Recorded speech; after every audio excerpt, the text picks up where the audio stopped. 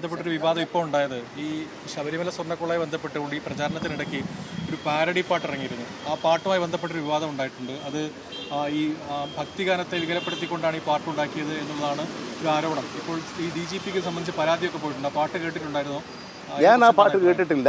ഇനി ഒരു കാര്യം ചെയ്യാം, DGPക്ക് കൊടുത്തല്ലോ, DGP അത് പരിശോധിച്ച് നടപടി സ്വീകരിക്കട്ടെ.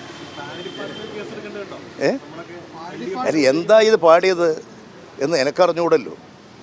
ഇനി ആരെങ്കിലും തെറി പറയുന്നതാണോന്ന് എനിക്കറിഞ്ഞുകൂടാ. അത് ആക്ഷേപമാണോ, തെറി പറയുന്നതാണോ, അശ്ലീലാണോ എന്നൊന്നും എനിക്കറിഞ്ഞുകൂടാ. അറിയാത്തൊരു കാര്യത്തെക്കുറിച്ച്, കേൾക്കാത്തൊരു കാര്യത്തെക്കുറിച്ച് ഞാൻ അഭിപ്രായം പറയുന്നത് ശരിയല്ല. കോൺഗ്രസ് ഇമാതിരി കാര്യങ്ങൾ നോക്കിയാൽ നടക്കുക. അത് കോൺഗ്രസ് അല്ല CPM. സാധാരണ എങ്ങനെയാ പ്രതിഫലിക്കുക? ഞങ്ങളതിൽ എന്ത് തെറ്റാ ചെയ്തത്? നിങ്ങൾ കാണേണ്ട ഒരു കാര്യം നിങ്ങൾ ആലോചിക്കുക.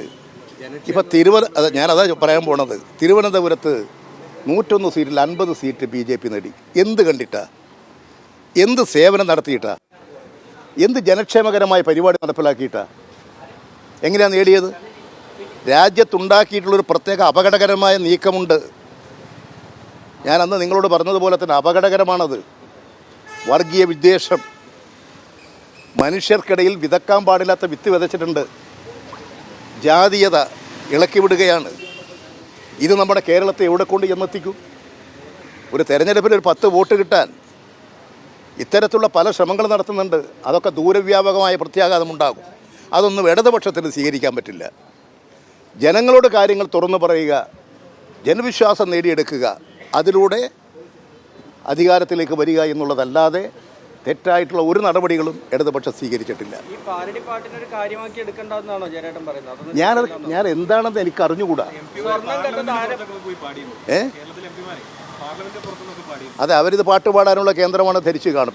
കോൺഗ്രസ് MPമാർ അവിടെ വേറെ ജനങ്ങൾക്ക് വേണ്ടിയിട്ടുള്ള പ്രശ്നങ്ങളൊന്നും അവർ പറയാറില്ല. കേരളത്തിൻ്റെ പ്രശ്നങ്ങളും പറയാറില്ല. പിന്നെ അവർ പാട്ടുപാടി അവിടെ ഇരിക്കട്ടെ. അതെ, അവർ പാട്ടുപാടി അവിടെ ഇരിക്കട്ടെ. ഞാൻ പറഞ്ഞില്ല എന്താ കേസ്, എന്താ പാട്ടെന്ന്. പരാതി കൊടുത്തല്ലോ DGPക്ക്. ഇനി DGP അത് പരിശോധിക്കട്ടെ. അതിൻ്റെ മേലെ എന്തിനാ ഞങ്ങൾ കടന്നൊരു അഭിപ്രായം പറയേണ്ട കാര്യം? ഒരു രാഷ്ട്രീയ വിവാദം മുൻനിർത്തി CPM പരിഹസിക്കുക എന്നുള്ള ആ പാർട്ടിൻ്റെ പ്രധാനപ്പെട്ട ഒരു മോട്ടീവ്. അങ്ങനെ CPM പരിഹസിക്കുന്നതുകൊണ്ട് CPM എന്തെങ്കിലും കുഴപ്പമുണ്ടോ? ഞങ്ങൾ എന്തെല്ലാം കണ്ട് വളർന്നിട്ടുള്ളവരാ, എന്തെല്ലാം അനുഭവിച്ച് വളർന്നിട്ടുള്ളവരാ. എങ്ങനെയാണ് ഞങ്ങൾ ഇന്നത്തെ ഞങ്ങളായി വളർന്നത്? എത്ര ത്യാഗപൂർണമായ ജീവിതത്തിലൂടെയാണ്, എന്തെല്ലാം സംഭവങ്ങളിലൂടെയാണ്. അതുകൊണ്ട് ഞങ്ങളെ തകർക്കാൻ ആർക്കും സാധിച്ചിട്ടില്ല. അതുകൊണ്ടൊരു പാട്ടിൻ്റെ അകത്ത് കലങ്ങിപ്പോകുന്നതല്ല ഞങ്ങളെ രാഷ്ട്രീയം. ആവിഷ്കാര സ്വാതന്ത്ര്യം അതിനനുകൂലമാണ്. ഞങ്ങൾ എല്ലാ കാലങ്ങളിലും ആവിഷ്കാര സ്വാതന്ത്ര്യത്തിന് വേണ്ടിയും ജനാധിപത്യത്തിന് വേണ്ടിയും മതേതരത്വത്തിന് വേണ്ടിയും പോരാടിയിട്ടുള്ളവരാണ്.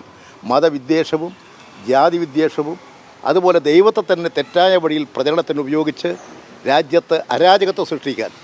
കാരണം ഇതിനെല്ലാം പല ആംഗിളുണ്ട്. നമ്മൾ കാണേണ്ട ഒരു കാര്യം അതാണ്. കോൺഗ്രസ്സിന് പിന്നെ ഇതൊന്നും നോക്കേണ്ട കാര്യമില്ല. അതല്ല CPM. അതുകൊണ്ട് തന്നെ ഇത്തരത്തിലുള്ള നിലപാടുകൾ നമ്മുടെ നാടിന് ദോഷം ചെയ്യുന്ന ഒരു പ്രവണതയെയും പാർട്ടി പ്രോത്സാഹിപ്പിച്ചിട്ടില്ല, പ്രോത്സാഹിപ്പിക്കുകയുമില്ല.